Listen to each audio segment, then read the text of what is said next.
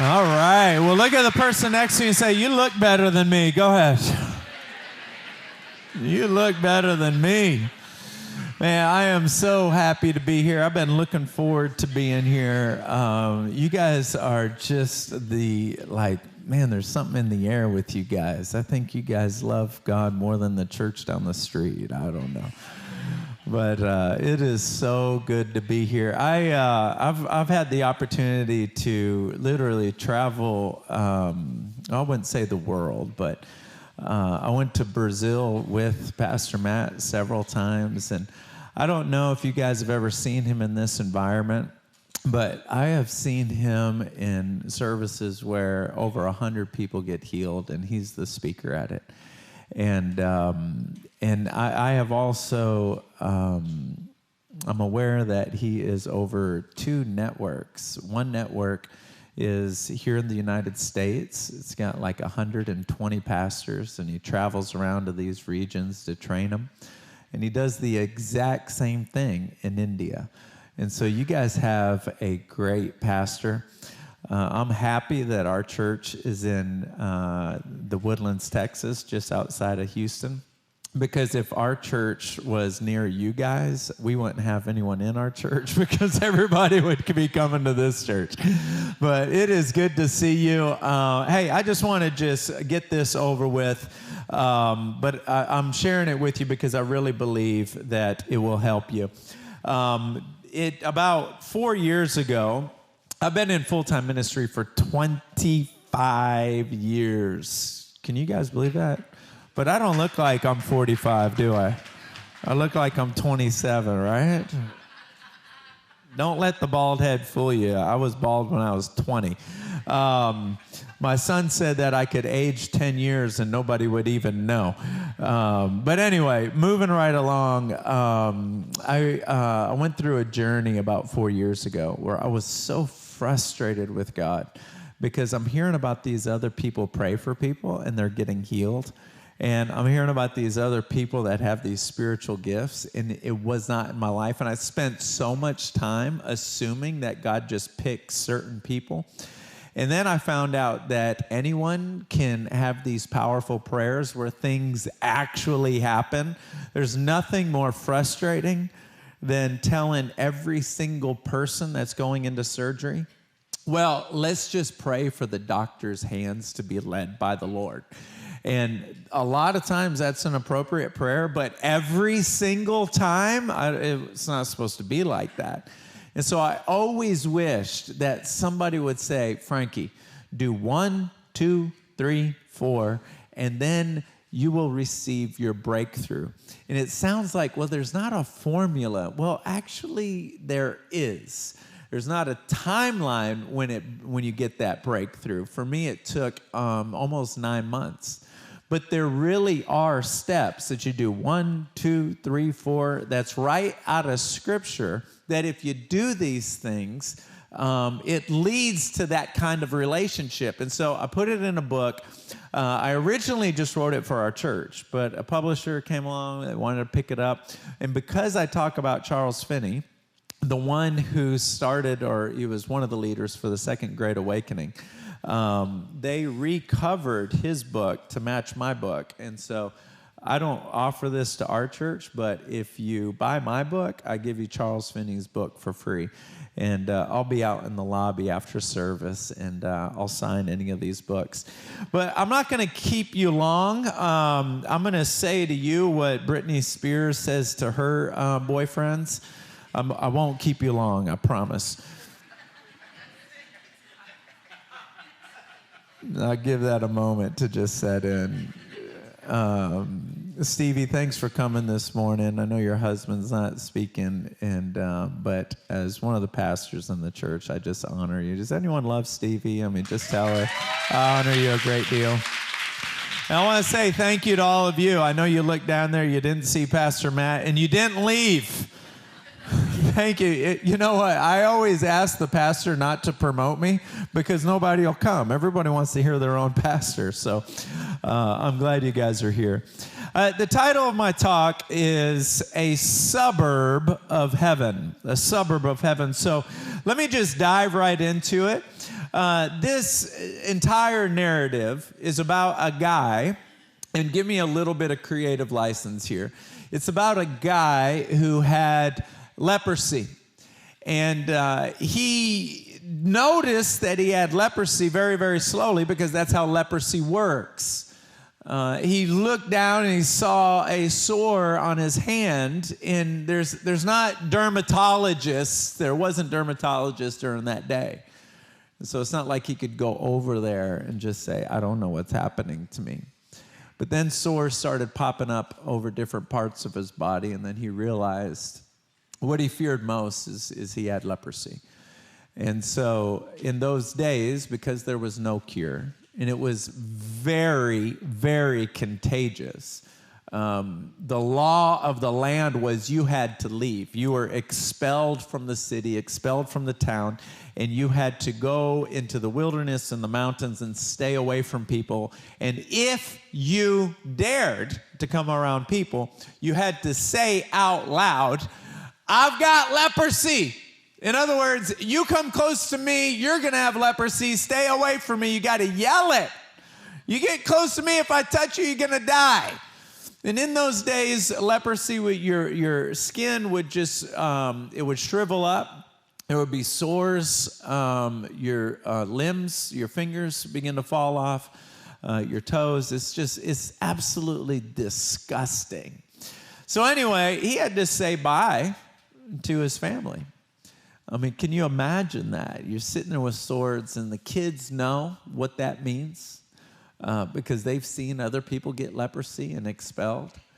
They know they have to say bye to dad. Dad has to say bye to the kids, has to say bye to his wife, his parents. And he's got to leave. And just like when you and I say bye to people that we love, you know, he walked away, and there was this...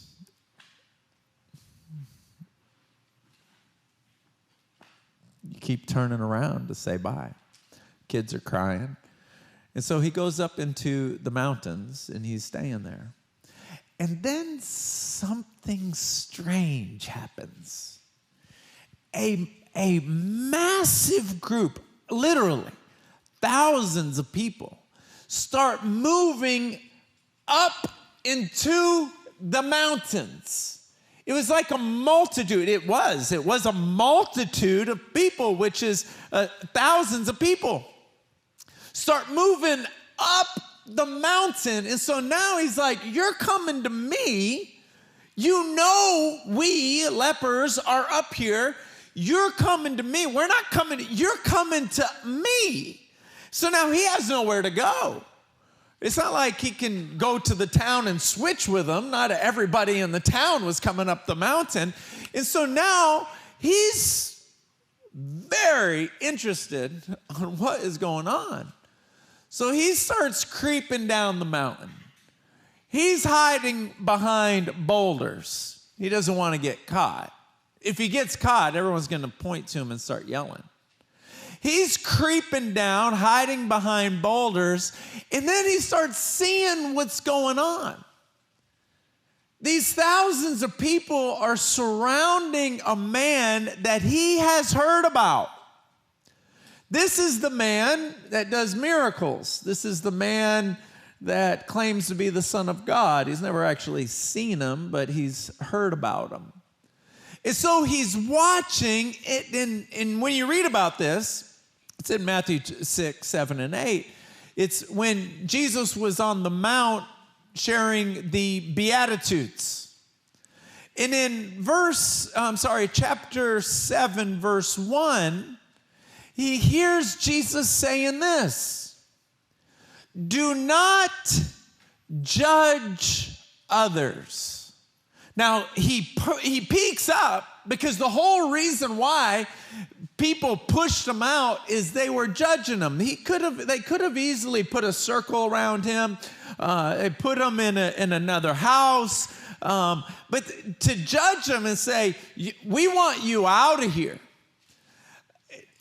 That's what he was. So he's listening. And so this man, Jesus says, do not judge others. For the way you treat others will be the standard by which you are judged. So now wow. You know, I've got a friend of mine. He's like family, so he comes to the family all the time. He hangs out. And I can't figure out why I keep inviting him. Because he's funny, I like being around him, but he's a jerk. He's an absolute jerk. He's rude. And it takes him about 30 minutes to go from funny, and he is hysterical, to go from funny to rude. And why I say rude, it's like when he's at the table, true story, no exaggeration, he'll look at you and go, okay, are you done talking now? And it's like, I want to punch you. I want to take my food and put it in your face. Yeah, just let me say this real quick, okay? I am barely saved, just so you know, okay? And so when you're listening, you're like, this is not what preachers say. God's still working on me, okay? He's still working on me.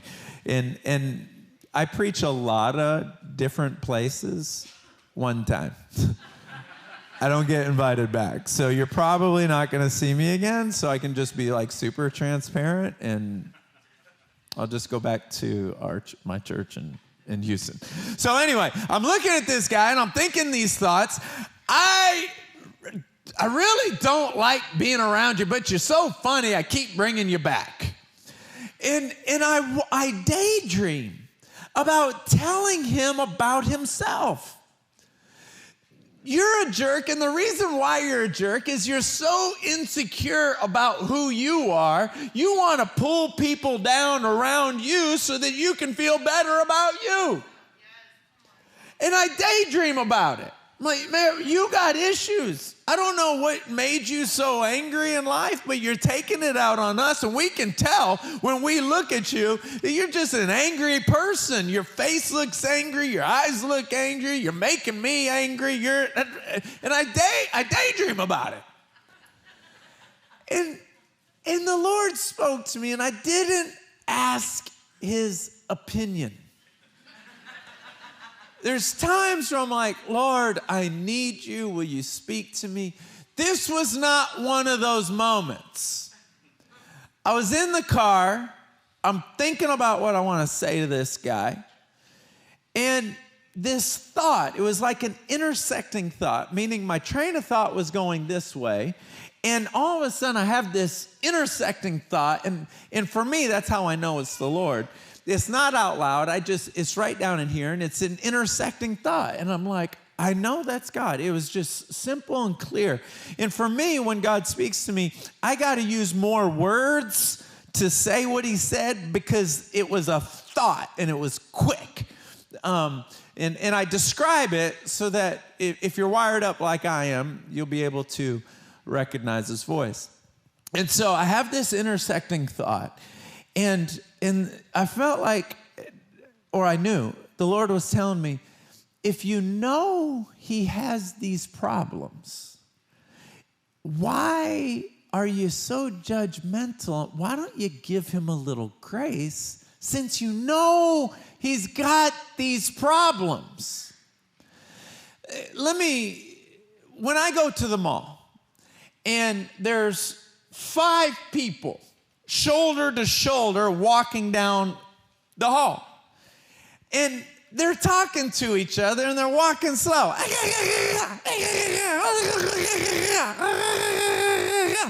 And I'm following them.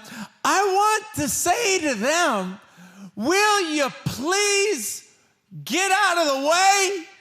Will you start walking faster? You're driving me crazy. I'm half Brazilian, half Italian. It's a cocktail mix for too much passion, okay? Please, move out the way. But when I'm following somebody in a wheelchair, you can take all the time you want. I'm in no rush. You're in a handicapped situation. Take your time. my friend is in a handicapped situation. He's not whole. Emotionally, he's not okay. His expression is a reflection of what's happening in him. And the Lord just asked me, can you recognize that he's handicapped? And just give him some grace. It's not a physical handicap. It's an emotional. And just because you, me, are strong in the areas that he's not, why are you judging him just because your weak areas are different than his? That rocked me. It rocked me because here's the thing. If you've ever heard anything bad about me, I can promise you this. I'm way worse than what you've heard. If you could be in my thoughts, you would come rip this microphone out of my hand because I'm anointed to preach it, but I got to live it like everybody else. If you were a fly that could follow me around, you would look at me and say, "Dear God, somebody pray for this guy." So being fully aware that I've got weaknesses that I don't even want to talk about. I yell at people in my head with a smile on my face. It's embarrassing. I know none of you guys have these problems, and that's okay. That's okay. Just feel pity on me. But if I've got this, and it looks different than his, I need to back up and say, back off, Frankie. Your weaknesses look different. And so that's what Jesus was saying. And then he goes on. He goes on in verse number, I think it's 7, yeah. Matthew 7:7, just a few verses later. He says something that the person with leprosy is like, he's blown away. He's never heard these words in his life. He says, Jesus looks around at the thousands of people and says, "Ask and you shall receive. Seek and you will find. Knock and the door will be opened unto you." And then in earshot, he hears them say this incredible word. Everyone. And he's like, that's me. I'm an everyone. Everyone who asks receives. Everyone who seeks finds. Everyone, the door opens for you when you're doing that continuous ask, seek, find, ask, seek, find, ask, seek, knock, ask, seek, knock, ask, seek, knock. Sometimes we just want to ask, we get nothing, we're deuces, we're out, we're mad, we're ticked, we withdraw. But it's a continuous cycle. Ask, seek, knock, ask, seek, knock. In Isaiah chapter 63, verse 6, it says this: "Those of you who pray, give yourself no rest, and give God no rest until he does what he's promised he would do."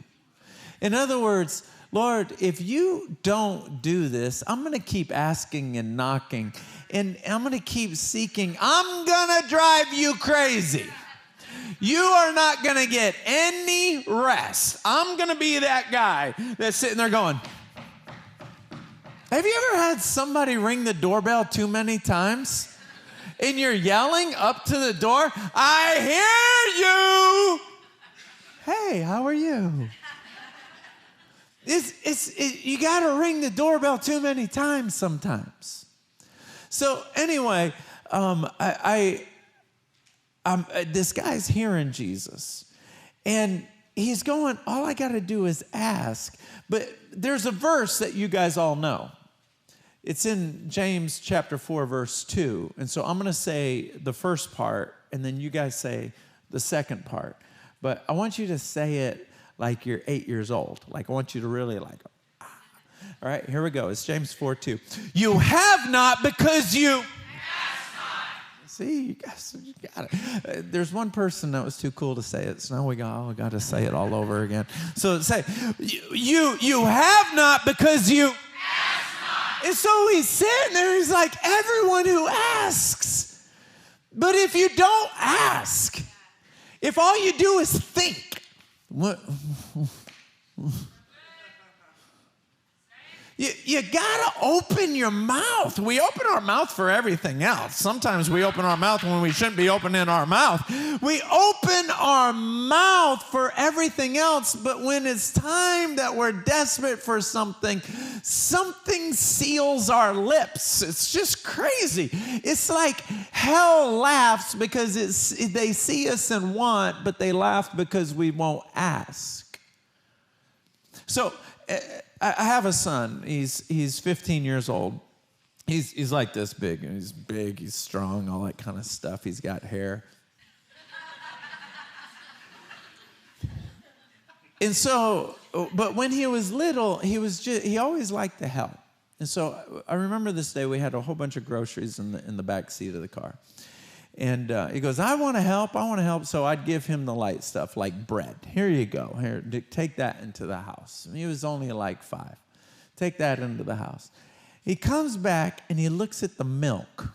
I see him look at the milk. I'm like, don't touch the milk. He grabs the milk. Ooh. Now, I want to be, and I've always tried to be this dad that's just like, you can do anything. So I'm looking at him. I'm like, you got it, baby. You got it. Come on. You got it. With this little flip flop. He's holding it up. And I'm like, I know I'm going to be cleaning up milk for the next 2 hours, but whatever.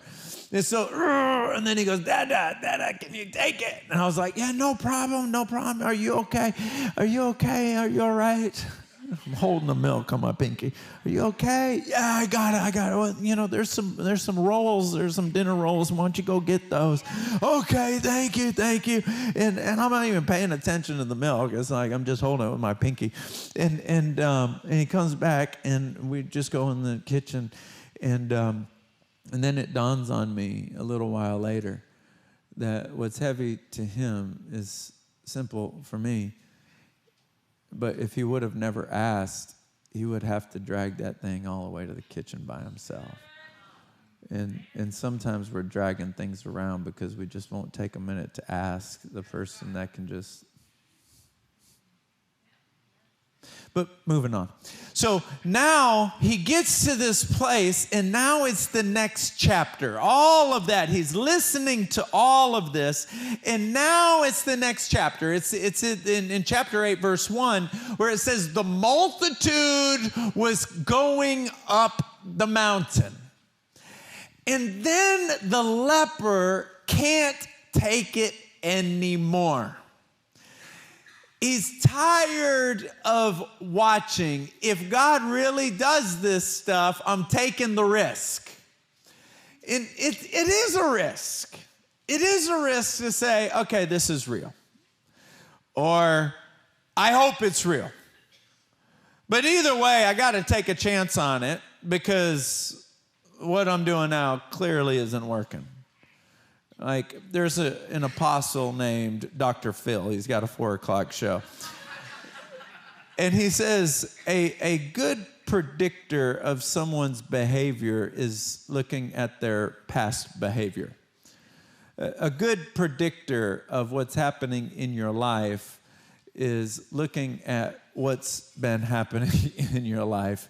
And you just continue to do that routine, and you're going to continue to experience what you're experiencing now. And so if you're in a spiral, get used to it.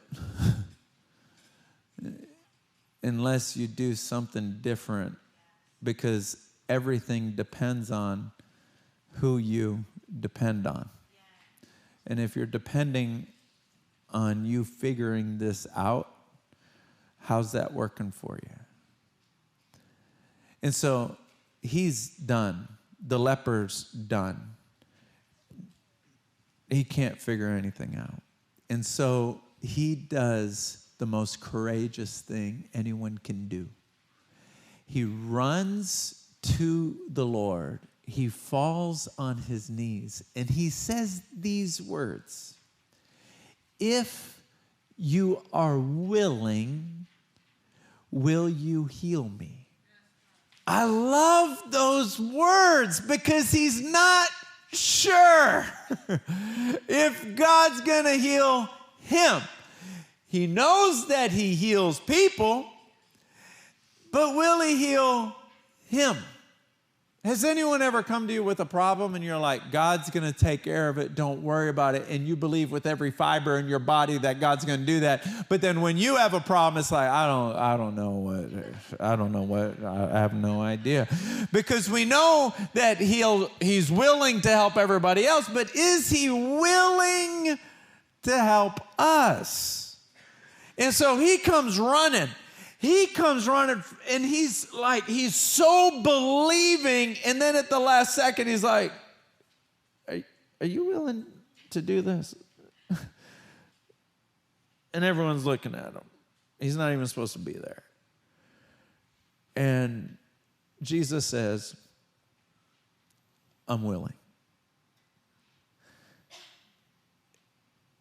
But he had to be courageous enough to go for it because he saw and he's already heard Jesus building this culture here on earth.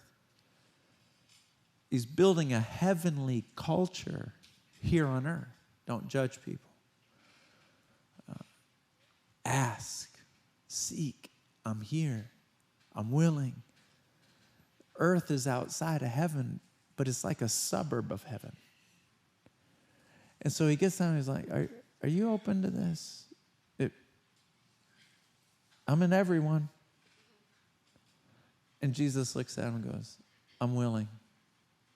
And he heals him. There was a time in my life where I was really upset with God. I was 19 years old. I was in Rockford, Illinois, going through some ministry training. I was so upset and disappointed. And I'm in this ministry training, and now I'm just going through the motions. I'm showing up, I'm walking out. Showing up to class, walking out. Showing up to church, walking out. I'm not connected. I'm just going through the motions. I'm disappointed anyway. I'm not telling anyone I'm disappointed, but I'm disappointed. I'm not telling anyone because I don't want anyone judging me because they weren't on the mount listening to the Beatitudes. I'm like, I'm done. And so I'm at this wedding because I was a groomsman in this wedding. And so there was a rehearsal inside of this church. And I'm sitting all the way in the back because it wasn't my turn to practice, because it takes a lot of practice to walk down the aisle and stand right here. So anyway, I'm sitting in the back waiting for my opportunity to really drill in so I don't mess up, to come over here and stand. So anyway, I'm sitting in the back. God crosses my mind. I just kind of like, and again, I felt the Lord speak to me, not out loud, just right down in here. And I felt him say, I miss you. And I just started crying. And I believe I came all the way from Houston to talk about the culture of heaven. But I believe I needed to come here and say, he misses you.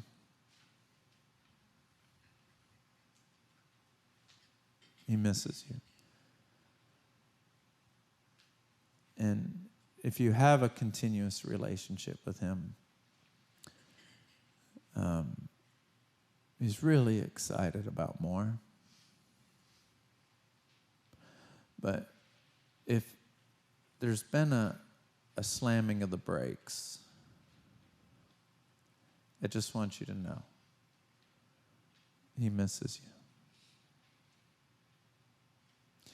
It was interesting because when I was sitting there, the distance that I felt with him closed when I said 2 words. I just said, I love you. And all that distance, after all that time, it was like it never happened. It was like he was right here.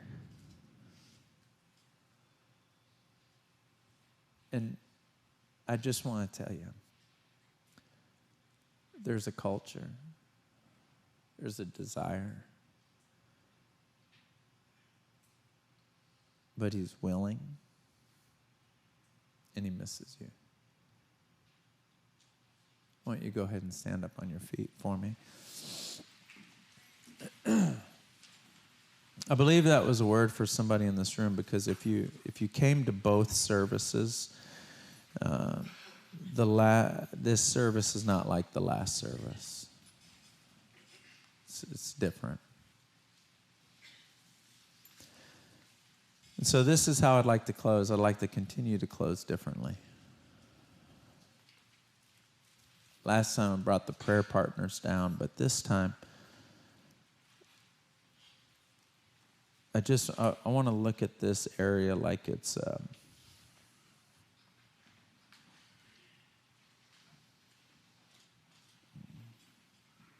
meeting point.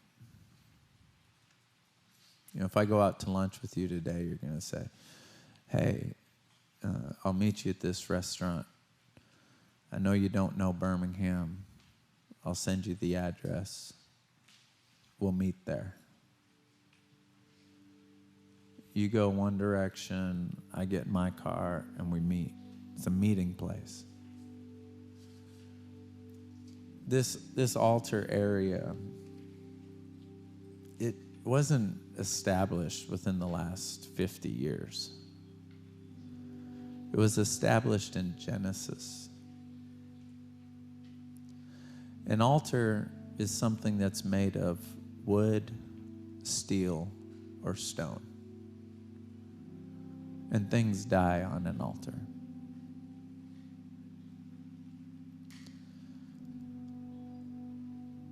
The Bible says that if we're ashamed of him in front of man, he'll be ashamed of us in front of the Father. And so I'm asking a couple of you. I don't think this message was for everyone. I think I'm on assignment for a couple of you.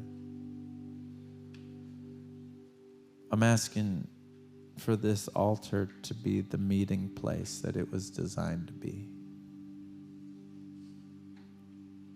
And I'm inviting you to come down and just say, I miss you too. And I need you. There's not going to be an official dismissal. My assignment's over. No other speaker is going to come grab a microphone. The service is over. Now it's between you and God now. The worship team is going to sing. And while they're doing, you can come down. But before anyone goes, let's sing this song at least one time through. May the Lord bless you. May he keep you. May his face shine down upon you and be gracious to you. May his countenance be lifted up on you and bring you peace. In Jesus' name, amen.